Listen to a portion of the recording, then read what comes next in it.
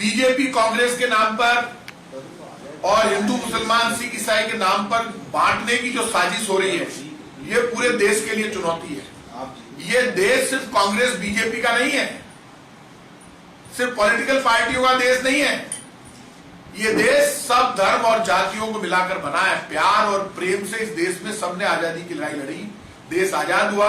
Congress party भी सत्ता में रही, जनता पार्टी भी सत्ता में रही, बीजेपी भी सत्ता में रही, सब पॉलिटिकल पार्टियों ने मिलकर भी कई बार सरकारें बनाई, लेकिन इतनी नफरत पैदा करने के लिए कभी कोशिश नहीं हुई। जब से सोशल मीडिया आया उसके बाद सोशल मीडिया का जिस तरह से यूज किया जा रहा है और जिस तरह से नफरत पैदा करने की कोशिश की जा रही है, उससे भूख, गरीबी, महंगाई, इन सब मुद्दों को किनारे कर दिया। डेमोक्रेसी के सबसे बड़े मुद्दे जो रहे, कोई भूखा नहीं सोना चाहिए, गरीब का कल्याण होना चाहिए, महंगाई पर कंट्रोल होना चाहिए, आम आदमी को रोजगार मिलना चाहिए, इन मुद्दों पर हमेशा सत्ता चलती रही, सरकारें आती रही, जाती रही, घोषणा पत्र में वादे करती रही। लोगों ने घोषणा पत्र को चुनौती दी। पहली बार ऐसा हुआ जब घोषणा पत्र साइड में खड़े हो गए।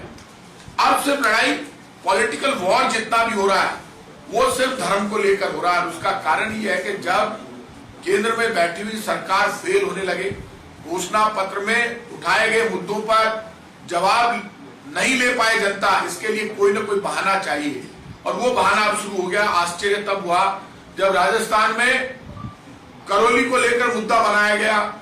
जो मुद्दा हुआ क्या, बताया क्या गया, और जिस तरह से बीजेपी ने माहौल बनाया, पूरे देश में ये प्रचारित करने की कोशिश की कि भगवान राम की यात्रा निकालने पर रोक लगा दी। राजस्थान में भगवान राम की यात्रा रोकने की औकात हमारी नहीं है। हमसे 100 गुना बड़ी औकात ब्रह्मांड के मालिक भगवान राम की खुद की है। राजस्थान में सब जगह भगवान राम की यात्रा निकली। रामनवमी को कोई यात्रा रुकी नहीं, ना कोई रोक सकता था, शांति से यात्रा निकल गई। इसलिए पेट में दर्द हो गया, झूठा प्रचार किया गया। किसके लिए था वो? धारा 144 क्यों लगाई गई? कुछ लोगों ने वीडियो डाले, जगह जगह भारतीय नववर्ष को, हमेशा भारतीय नववर्ष को धूमधाम से मनाया जाता है। एक समय था जब भारतीय नववर्ष को हर जाति धर्म का व्यक्ति मनाता था। अब भारतीय नववर्ष को उन्होंने लिखा भारतीय हिंदू नववर्ष। कोई बात नहीं, मैं हिंदू हूं, मुझे हिंदू होने पर गर्व है, लेकिन मुझे दूसरे के धर्म से कोई नफरत नहीं है, क्योंकि मेरे गांव खाचरियावास में मैं पैदा नहीं हुआ। मेरी 4 पीढ़ियों पहले भी जिन्होंने खाचरियावास बसाया, तब भी हिंदू मुसलमान सिख ईसाई वहां रहते थे, आज भी रहते हैं, जैन भी, बौद्ध भी, सब। अब नया काम शुरू हो गया जब रामनवमी की यात्रा निकल गई शांति से। राजस्थान में रामनवमी सबने अच्छे ढंग से धूमधाम से मना ली। उससे पहले करौली का दंगा बाकायदा प्लान वे में हुआ, वहां भी शांति हो गई।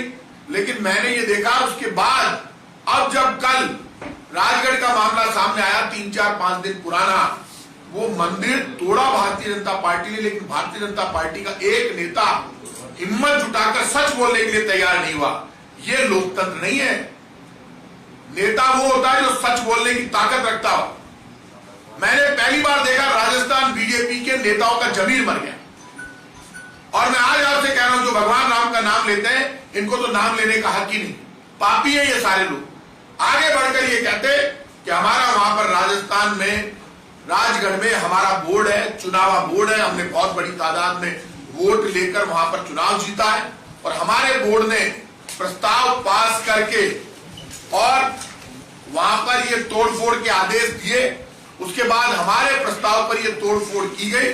इसमें बीजेपी के प्रस्ताव पर जो तोड़फोड़ की गई, उसके लिए बीजेपी माफी मांगती है, और बीजेपी के हम सब लोग, हमारे जिन लोगों ने ये पाप किया है, उनको पार्टी से निलंबित करते हैं। ये आदेश तो देते, वो तो ये कह रहे हैं बोर्ड हमारा है, प्रस्ताव इन्होंने लिया है, लेकिन तोड़फोड़ कांग्रेस ने की है।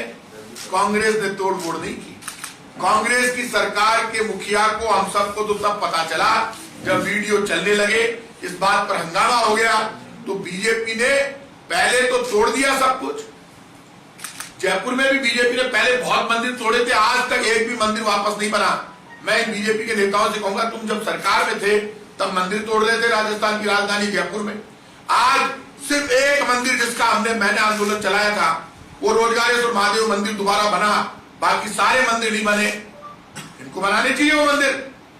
इसलिए बीजेपी को एक सॉफ्ट शॉर्टकट मिल गया है कि भूख से, गरीबी से, महंगाई से, बेरोजगारी से ध्यान हटाने के लिए हमको सिर्फ एक ही काम करना है।